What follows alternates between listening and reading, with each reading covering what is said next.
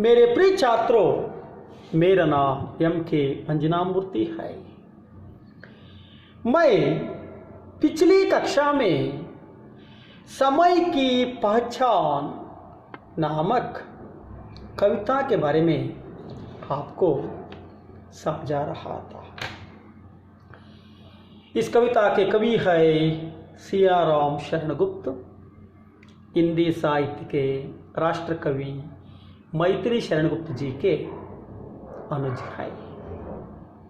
इन्होंने समय के महत्व के बारे में समझाते हुए, वर्णन करते हुए हमें कहते हैं कि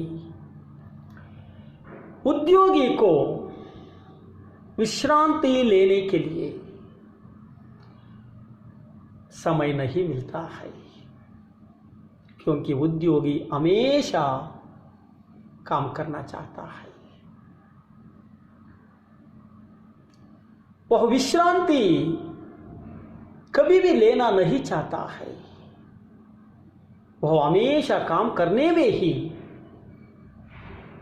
सुख का महसूस करता है। इसलिए उद्योगी को विश्रांति लेने के लिए, समय व्यर्थ करने के लिए समय नहीं मिलता है। उसी तरह समय व्यर्थ करने वाला, हमेशा विश्रांति लेने वाला अपने जिंदगी में कभी भी सुख, शांति, सौख्य को नहीं प्राप्त कर सकता है। इस तरह कवि पहले प्यारा में कहते हैं। दूसरा प्यारा में कवि कहते हैं कि आलसी लोग हमेशा काम करने के लिए बहाने बनाते हैं। काम करने के लिए वे हमेशा बहाने बनाते हैं। वे काम करना नहीं चाहते, वे खुशी से नहीं काम करना चाहते हैं। काम करना उनको दुख होता है, दुख समझते हैं वे। इसलिए वे लोग हमेशा काम करने के लिए बहाने बनाते हैं। लेकिन कवि कहते हैं कि तुम जिंदगी में आलसी मत बनो, समय को व्यर्थ ना करो, ठीक समय पर तुम्हारा काम पूरा करो। कल का काम आज करो, आज का काम अभी करो। कल तक इंतजार मत करो। तुम्हारे काम को कल करूंगा, परसों करूंगा, नेक्स्ट वीक में करूंगा, नेक्स्ट मंथ में करूंगा, समय मिलने पर करूंगा। इस तरह हमेशा काम को आगे नहीं बढ़ाओ। पोस्टपोन मत करो, पोस्टपोन मत करो। ठीक समय पर तुम्हारा काम करो, तब तुम्हारा जिंदगी में अनुशासन होता है। अनुशासन से सुख शांति मिलता है, क्योंकि कल किसी भी होता है, कुछ भी ना होता है, कुछ भी होता है कल तक इंतजार मत करो। इस तरह कभी दूसरा प्यारा में कहते हैं। तीसरा प्यारा में कहते हैं, समय बहुत अनमोल चीज है दुनिया में। समय बहुत अनमोल चीज है। कया हुआ धन को, दौलत को हम फिर पा सकते हैं, लेकिन खोया हुआ समय को हमारी जिंदगी में कभी भी नहीं पा सकते। इसलिए तुम ठीक समय पर काम करो, समय व्यर्थ ना करो। तुम ठीक समय पर काम करने से, समय समय पर पूरा काम करने से तुम्हारे जिंदगी में एक अच्छे व्यक्ति बनते हो, चाहो तो तुम जिंदगी में चक्रवर्ती भी बन सकते हो। इस तरह कर सकता है। इस तरह कवि तीसरा प्यारा में कहते हैं। आगे कवि कहते हैं, धन के समान दुनिया में और कोई भी संपत्ति अनमोल संपत्ति नहीं है। समय ही दुनिया में सबसे पहले अनमोल संपत्ति है। इसलिए तुम समय को बर्बाद नहीं करो। समय दुनिया में सबसे पहले तब सबसे श्रेष्ठ अनमोल संपत्ति है।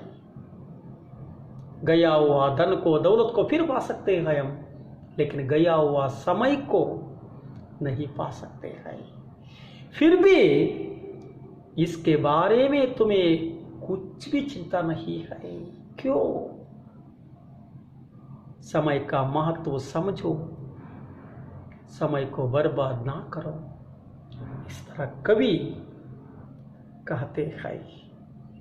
कवि आके कहते हैं, समय हमें भगवान से दिया हुआ एक वरदान है, अनुपम धन है। अनुपम धन है, भगवान से दिया हुआ, भगवान ने दिया हुआ अनुपम धन है, दौलत है, संपत्ति है, समय। इसलिए यही समय को तुम बर्बाद ना करो, व्यर्थ ना करो।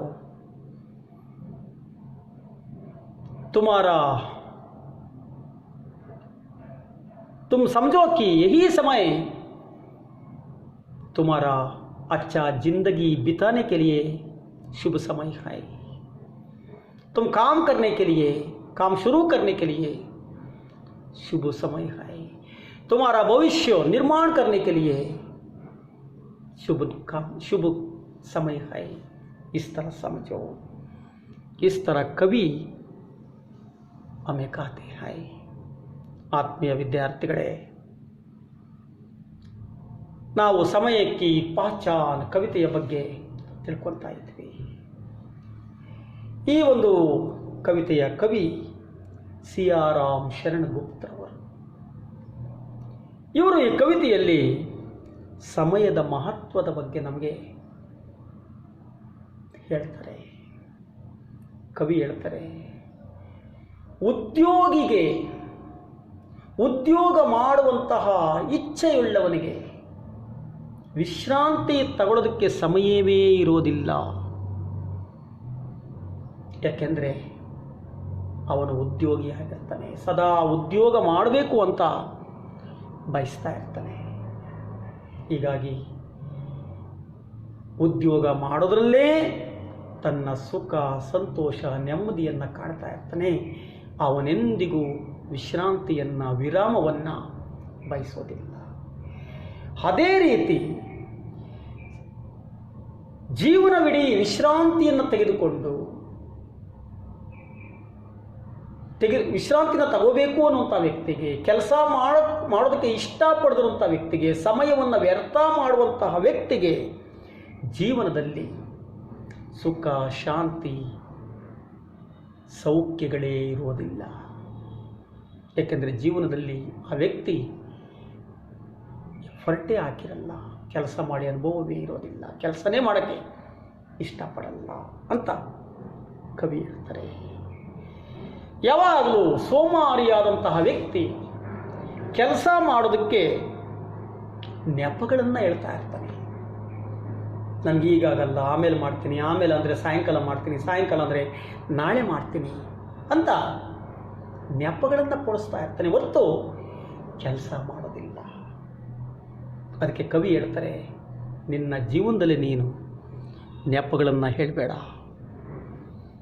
ನೆಪಗಳನ್ನು ಹೇಳ್ಬೇಡ. ನೀನು ಇಷ್ಟಪಟ್ಟು ಕೆಲಸ ಮಾಡು,